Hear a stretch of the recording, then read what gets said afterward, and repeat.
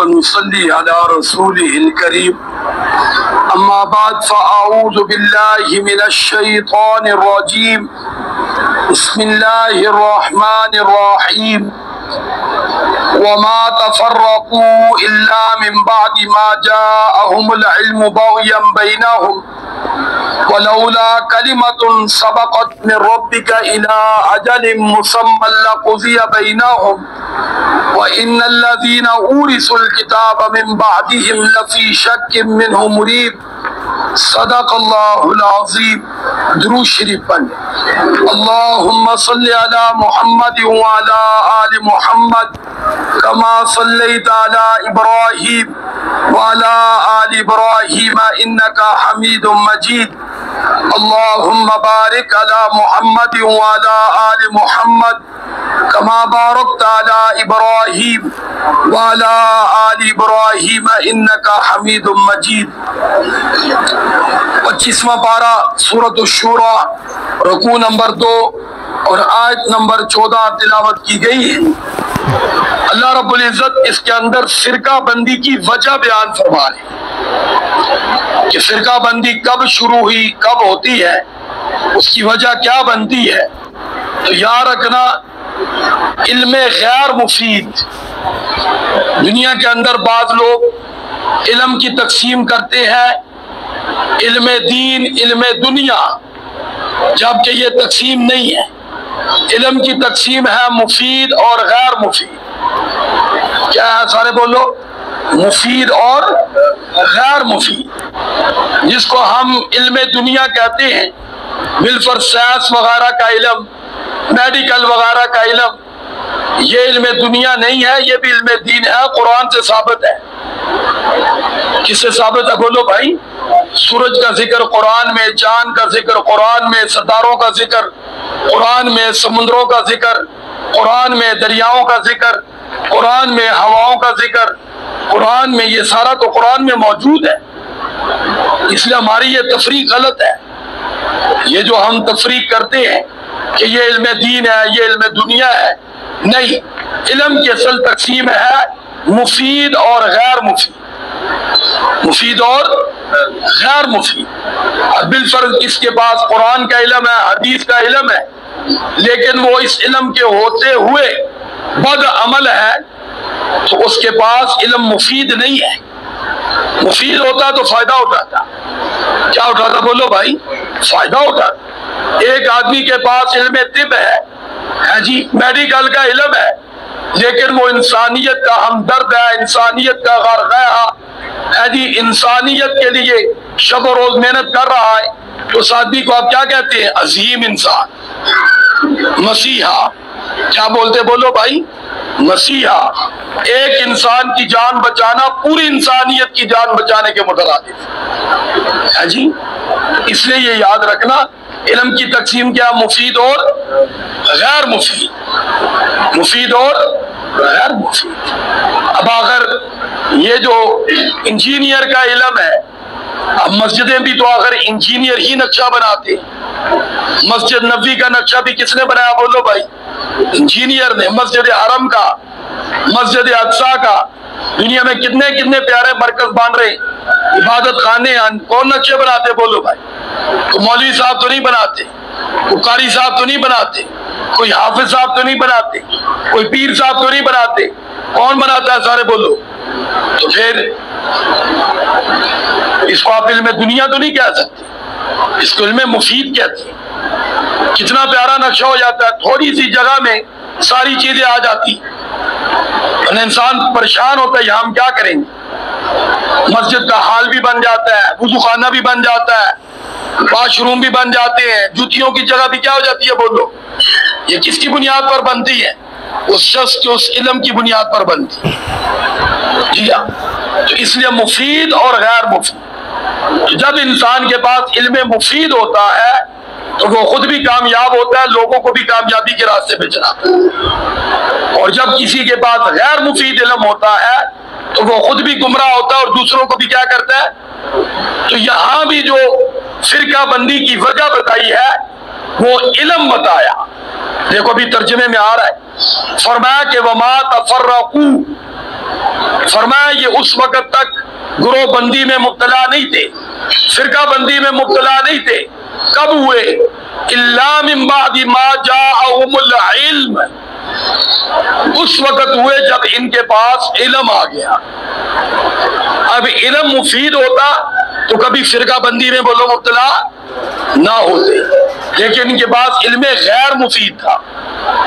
اس طرح آج بھی جو علم نافع اللہ سے حاصل کرتے، دعا مانگتے یا اللہ علم نافع عطا فرمانا، وہ اس علم سے خود بھی نفع اٹھاتے، لوگوں کو بھی نفع پہنچاتے۔ اور جن کے پاس علم نافع نہیں ہوتا، وہ قرآن و سنت کے نام پر خود بھی غلط راستے پہ چل رہے ہوتے ہیں، نام قرآن و سنت کا لگایا ہوتا ہے اور لوگوں کو بھی گمراہ کر رہے ہیں۔ مثال کے طور پر مرزا جیلوی، بولو بھائی، لوگوں کو گمراہ کر رہا نہیں کر رہا؟ سارے بولو۔ کس کے نام پر؟ میڈیکل کے نام پر، سائنس کے نام پر؟ بولتے نہیں ہو سارے، اسی کے تو نہیں ہو ہے تو بولو۔ کس کے نام پر بولو؟ قرآن کے نام پر، حدیث کے نام پر، دین کے نام پر لوگوں کو بے دین بنا رہا ہے۔ مثال طور پہ قرآن میں ہے نماز وقت مقررہ پر پڑھو، تمہارے اوپر نماز فرض ہے، بولو وقت، اور وہ کہتا ہے عشاء کے بعد جا کر پانچوں کٹھی پڑھ لینا۔ بتاؤ، یہ گمراہی ہے، قرآن کے خلاف ہے۔ پیارے آقا صلی اللہ علیہ وسلم نے عذر کے بغیر ہر نماز اپنے وقت پہ پڑھی، اور اگر کوئی کسی وجہ سے قضا ہوئی ہے تو سخت پریشان ہوئے۔ کون بولو؟ پیارے آقا صلی اللہ علیہ وسلم۔ جنگ کی حالت میں عصر کی نماز قضا ہوئی، جن لوگوں کی وجہ سے ان کو سخت بددعا دی، بددعا دی۔ اس لیے یہ یاد رکھنا، اب اس کے بعد علم غیر مفید ہے۔ مفید ہوتا تو قرآن و سنت کی روشنی میں خود بھی سیدھے راستے پہ ہوتا، لوگوں کو بھی سیدھے راستے پہ ڈالتا۔ تو بہرحال اللہ رب العزت فرماتے ہیں ان کے پاس علم آیا، لیکن انہوں نے اس علم سے غلط فائدہ اٹھایا، بغیم بینہم، آپس میں سرکشی اختیار کر۔ اس کی مثال ہمارے معاشرے میں بھی ہے، ماں باپ، بہن بھائی سب مل کر عموماً چھوٹے بھائی کو ہے جی وہ علم پڑھاتے ہیں، چلو یہ پڑھ لکھ جائے گا، کچھ ہمارا بھی فائدہ ہو جائے گا، کوئی ہماری رہنمائی کرے گا، کچھ ہمارے دن پھر جائیں گے۔ تو ہوتا کیا بولو بھائی؟ وہ پڑھ لے کے وہ سائڈ پہ ہو جاتے ہیں، نہ وہ ماں باپ کا رہتا ہے نہ بہن بھائیوں کا رہتا ہے، بات کرے تو ان کو جاہل کہتا ہے۔ سارے بولو کیا کہتا ہے؟ جاہل۔ یہ تو جاہل لوگ ہیں، یہ تو جاہل گھرانہ ہے، میں ان میں نہیں رہ سکتا۔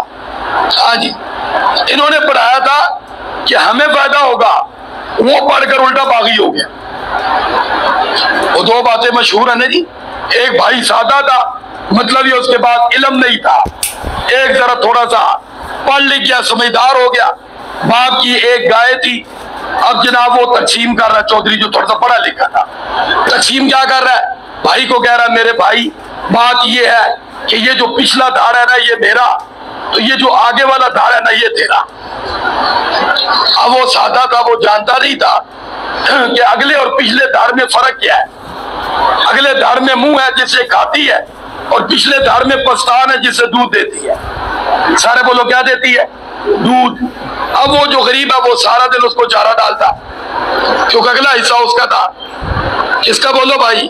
وہ جو پڑھا لکھا نہیں تھا۔ تو جب وہ دودھ کی باری آتی، وہ چوڑا ہو کے اٹھاتا برتن، کہتا پچھلا دھار میرا ہے۔ اب وہ دودھ نکالتا ہے، ہاں جی، اب وہ دیکھتا رہتا منہ، اور تقسیم پہ بھی حیران ہوتا، اور اس کو سمجھ بھی نہیں آتی یہ فلسفہ کیا ہے۔ اب وہ اور اس کے بچے دودھ پی رہے، وہ سارا دن گھاس ڈالنے والا بیچارہ دیکھ رہا ہے، اس کے بچے بھی دیکھ رہے۔ آخر اس نے کسی سیانے سے پوچھا یار یہ کیا ہے؟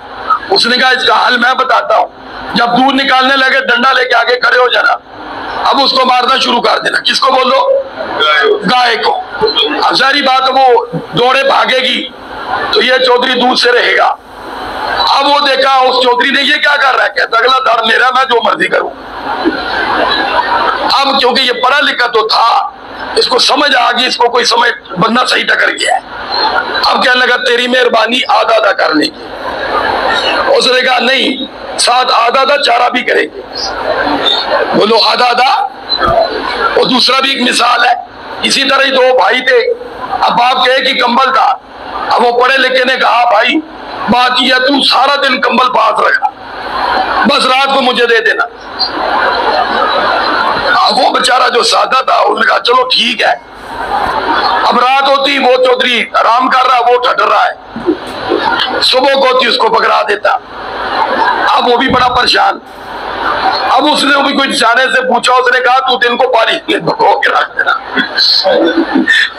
بولو پانی میں بھگو کے بس کہنا میرا ہے جو مرضی کروں. اب وہ چودھری شام کھا رہا ہے, کمبل تلاش کیا وہ تو پانی میں تھا. اب وہ سادہ تو پہلے ہی ٹٹرتا, اب چودھری بھی ساری رات ٹٹرتا رہا. صبح کو کہنے لگا یار بات یہ ہے اب ہم آدھا آدھا کر لیا کریں گے, یعنی رات کو ایک ہی میں سو جایا کریں گے. تو یہاں مثالوں سے مثال عرض کرنے کا مطلب یہ ہے, ہمارے یہاں بھی آپ نے دیکھا ہوگا کہ جب کوئی تھوڑا بہت پڑھ جاتا ہے خاندان میں, قوم قبیلے میں, اگر تو اس نے علم صحیح پڑھا ہے تو وہ ساروں کو جناب ماشاءاللہ کنارے لگا دیتے ہیں. کتنے لوگ ہیں گاؤں سے اپنے شہر میں اپنے بھائیوں کو لائے, رشتہ داروں کو لائے, معاشرہ بھاؤں کو سیٹ کر دیا. اور کتنے لوگ ہیں شہر میں اور پچھلوں کو بھول ہی گئے, اور کبھی وہ بھولے بسرے بیچارے بھائی کو ملنے آ جائے تو وہ بھائی کہنے کے لیے تیار نہیں, ان کو ملنے کے لیے بولو تیار. ایسے لوگ گاؤں میں چلے جائے جس کے نخرے بیچارے وہ اٹھا اٹھا کے اور کنگال ہو جاتی ہے نا, اس قسم کے لوگ. تو یہ انہی کا ذکر کیا جا رہا ہے کہ جب ان کو علم دیا گیا تو ان کو چاہیے تھا علم سے فائدہ اٹھاتے, سیدھے راستے کو پہچانتے, عمل کرتے. انہوں نے الٹا قرآن سے ٹکر لینا شروع کر دی, پیغمبر اسلام کو جھٹلانا شروع کر دیا. اللہ رب العزت فرماتے ہیں وَلَوْلَا كَلِمَةٌ سَبَقَتْ مِن رَبِّكَ, اور اگر اللہ کی طرف سے ایک بات پہلے سے طے شدہ نہ ہوتی, وہ کیا إِلَىٰ أَجَلٍ مُّسَمًّى, کہ ہم نے جو فیصلہ قیامت والے دن کرنا ہے, اگر ایسی بات نہ ہوتی تو لَقُضِيَ بَيْنَهُمْ, اللہ ان کا فیصلہ دنیا میں ہی کر دیتا. جس طرح آج کل میں اور آپ کہتے ہیں کہ یا اللہ اسرائیل کا فیصلہ آج ہی کر دے, انڈیا کا فیصلہ آج ہی کر دے, حق اور باطل کا آج ہی کر دے, ظالم اور مظلوم کے درمیان آج ہی کر دے, وہ آج نہیں ہوگا. کب ہوگا سارے بولو, قیامت والے دن. قیامت والے دن آج ہی ہو جائے تو پھر معاملہ ہی ختم ہو جائے گا. تو اللہ رب العزت فرماتے ہیں وَإِنَّ الَّذِينَ أُورِثُوا الْكِتَابَ مِن بَعْدِهِمْ, اور بے شک وہ لوگ جن کو کتاب کا وارث بنایا گیا ان کے بعد, یعنی یہ بڑے تو گئے ہی گئے, پیچھے چھوٹے آئے, ان کو بھی کتاب دی گئی, علم دیا گیا, تو انہوں نے کیا کیا لفی شک منہ مریب, اس کتاب کے بارے میں بہت دور کے شک اور تردد میں جا پڑے. تورات ملی, خود موسیٰ علیہ السلام کو بھیجا, موسیٰ علیہ السلام تورات لائے. اب موسیٰ علیہ السلام کہتے ہمیں کیا پتا تم اللہ سے لائے ہو کہیں اور سے لائے. اب بتاؤ, خود بھیجا, کہا اللہ ہمیں خود کہے کہ میں نے اتاری ہے. اللہ رب العزت کی طرف سے آواز آئی, کہنے لگے ہمیں کیا پتا یہ اللہ تعالیٰ کی آواز ہے یا کسی اور کی. جی ہے وہ چیز ہے جی.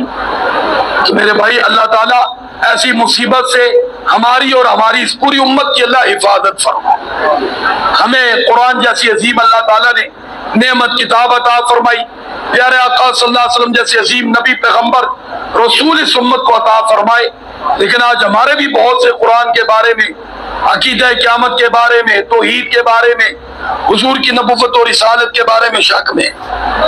یہ خاص طور پہ مرزائی ٹولہ یہ پیارے آقا صلی اللہ علیہ وسلم کی ختم نبوت کے حوالے سے شک میں ہی تو ڈالتے ہیں. تو اللہ تعالیٰ ایسے شکی لوگوں کو ہدایت نصیب فرمائے, ان کے شر سے اللہ امت کی حفاظت فرمائے. وآخر دعوانا الحمدللہ رب العالمین. درود شریف پڑھیں. اللہم صلی علی محمد وعلی آل محمد کما صلیت علی ابراہیم وعلی آل ابراہیم انکا حمید مجید.